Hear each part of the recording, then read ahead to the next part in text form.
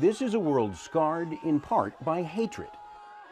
This is a country, the United States, where an election has raised fears that attacks against minorities will rise yet further. Since last week's vote, some churches have been defaced. Hateful graffiti with swastikas and the phrase "Heil Trump" scrawled on the side.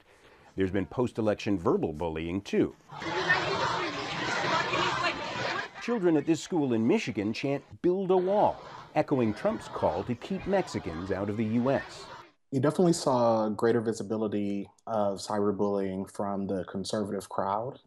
There were all kinds of cyberbullying, everything from memes to personal attacks to crowd chants. It also reflected what was happening in person at Trump events, where you saw this mob mentality.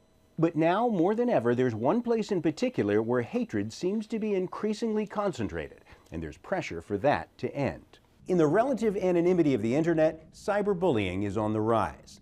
Anyone who's ever ventured a political opinion online has felt the wrath of the ever-present internet troll. Twitter says it wants to delete internet hatred, but admits it can't eliminate hate speech altogether. The company is now training staff to ferret out abusers, and it's giving users a mute button to simply turn off tweets from abusive users.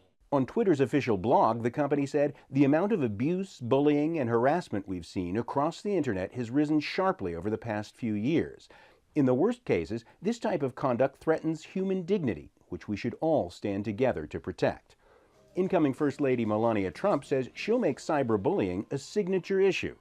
It is never okay when a 12-year-old girl or boy is mocked, bullied, or attacked.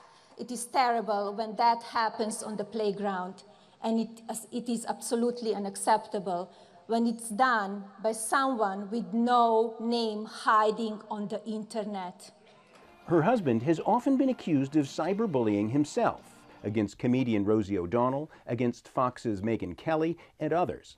But now he says he wants to unite the nation and urges those who commit violence or hate speech in his name to stop. I am so saddened to hear that, and I say stop it if it helps.